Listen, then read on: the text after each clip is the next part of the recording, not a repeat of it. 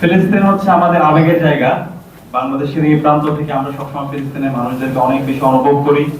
আমাদের প্রতিবাদ নামাজের দোয়ায় আমরা সবসময় ফিলিস্তিনের আজাদির জন্য আল্লাহর কাছে দোয়া করি এবং আমরা বিশ্বাস করি ইনশাআল্লাহ খুব দ্রুত সময়ের মধ্যে ফিলিস্তিনের যারা মজলুমরা আছে তারা আজাদি পাবে এবং সে আজাদিতে আমরাও বাংলাদেশের তরুণরা সম্পৃক্ত হতে চাই।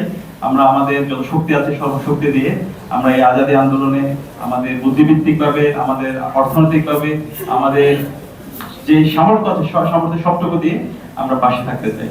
আমরা আমাদের এই বাংলাদেশকে, বিশেষ করে যদি বলি ঢাকা এবং ঢাকা ইউনিভার্সিটিকে বিশ্বের সলিডারিটি হাব বানাতে চাই।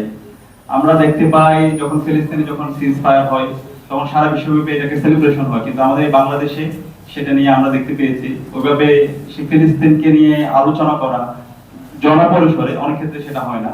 তো সে জায়গা থেকে আমরা এই বাংলাদেশ থেকে ফিলিস্তিনের আজাদী আন্দোলনের যে কোনো বিষয়ে আমরা আমাদের সর্বশক্তি দিয়ে আমরা পাশে থাকবো। বিশেষ করে ঢাকা বিশ্ববিদ্যালয়ে আমরা যারা যুবকরা আছে সেই যুবকরা আমরা আমাদের সর্বশক্তি দিয়ে আমরা পাশে থাকবো ইনশাআল্লাহ। আমরা ফিলিস্তিনে অনেক সেমিনার করি, আমাদের সিম্পোজিয়াম হয়, আলাপ হয়, কিন্তু ফিলিস্তিনের আজাদীর জন্য আমাদের, বিশেষ করে আমরা যারা শিক্ষার্থীরা আছে, ছাত্ররা আছে, আমাদের মূল কাজ হচ্ছে আমাদের আগামীর জন্য প্রস্তুত করা।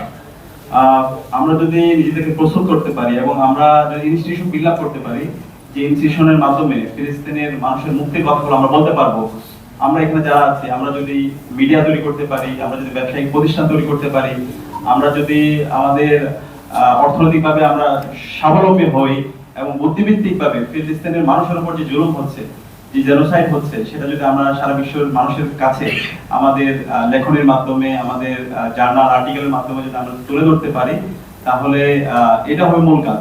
সেমিনার সিম্পোজিয়াম হবে, কিন্তু প্রতিষ্ঠান তৈরি করা এবং এই ফিলিস্তিনের আজাদী আন্দোলনের মুক্তি লড়াইয়ের সেই রোডম্যাপ তৈরি করে তাদেরকে সার্বিকভাবে পাশে থাকার জন্য কাজ করতে পারে, সেটা হবে মূল কাজ। আমি বিশ্বাস করি ঢাকা বিশ্ববিদ্যালয়ে আমরা যারা শিক্ষার্থীরা আছি আমরা আমাদেরকে আগামীর জন্য প্রস্তুত করে আমরা প্রত্যেক ব্যক্তি একটা ইনস্টিটিউশন হয়ে বিভিন্ন ধরনের প্রতিষ্ঠান তৈরি করে আমরা ফিলিস্তিন আজাদী আন্দোলনের সাথে সংহতি প্রকাশ করব এবং আমরা নিজেদেরকে প্রস্তুত করব। ফিলিস্তিনকে দ্রুত সময়ের মধ্যে আজাদী দান করুক। আল্লাহুম্মা আমিন। আসসালামু আলাইকুম।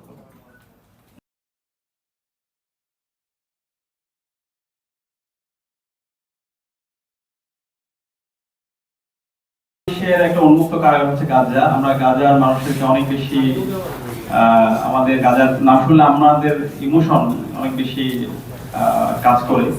সারা বিশ্বের একটা উন্মুক্ত কারাগার আজকের গাজা। আমরা দেখতে পেয়েছি প্রায় 60,000-এর অধিক মানুষদেরকে ইসরায়েলি জার্নালিস্টরা হত্যা করেছে, প্রায় 20,000-এর অধিক আমাদের শিশুদেরকে হত্যা করেছে, আমাদের শহীদ করেছে। আমরা আমাদের ইসমাইল হানিয়াকে হারিয়েছি, ইয়াহিয়া সিনওয়ার সহ অনেক নেতাকে হারিয়েছি। আমরা বিশ্বাস করি তারা আমাদের নেতা, তারা আমাদেরকে রাস্তা দেখিয়েছে। ইনশাআল্লাহ তাদের যে আদর্শ, তাদের যে লড়াই, সেই লড়াই আমরা একটু জারি রাখবো ইনশাআল্লাহ। এবং আমাদের এই লড়াই সংগ্রাম এবং আমাদেরকে প্রস্তুত করার মাধ্যমে আমরা বিশ্বাস করি ইনশাআল্লাহ খুব দ্রুত সময়ের মধ্যে ফিলিস্তিনের মানুষ আজাদী পাবে ইনশাআল্লাহ। বাংলাদেশে যখন আমরা ফেসিবাদী ছিলাম, ফেসিবাদী আমলে আমরা যখন বাংলাদেশের পতাকা উড়াতাম, সেই পতাকার সাথে আরেকটা পতাকা থাকতো, সেই পতাকা হচ্ছে ফিলিস্তিনের পতাকা। এবং যখন জুলাই বিপ্লব হচ্ছিল সেই বিপ্লবে আমরা আমাদের এই বাংলাদেশের পতাকার পাশাপাশি ফিলিস্তিনের পতাকা উড়িয়েছি। জুলাইয়ে আমাদের শহীদদের স্যাক্রিফাইসের মাধ্যমে আজকে আমরা আজাদী পেয়েছি। আজকে আমাদের বাংলাদেশে নতুনভাবে আমরা মতবাদের স্বাধীনতা পেয়েছি, দেশের মানুষ তাদের ধর্ম চর্চা করতে পারছে। কিন্তু এখন পর্যন্ত ফিলিস্তিনের মানুষরা তারা আজাদী পায়নি, তাদের এখন আগ্রাসন আছে। আমরা বিশ্বাস করি ইনশাআল্লাহ আমাদের সারা বিশ্বের মুসলমান যুবকরা একত্রিত হয়ে এবং নিজেদেরকে প্রস্তুত করে ইনশাআল্লাহ খুব দ্রুত সময়ের মধ্যে আমরা এই ইসরায়েলি জার্নিদের থেকে আমাদের ফিলিস্তিনকে আজাদী করতে পারবো এবং এই ফিলিস্তিন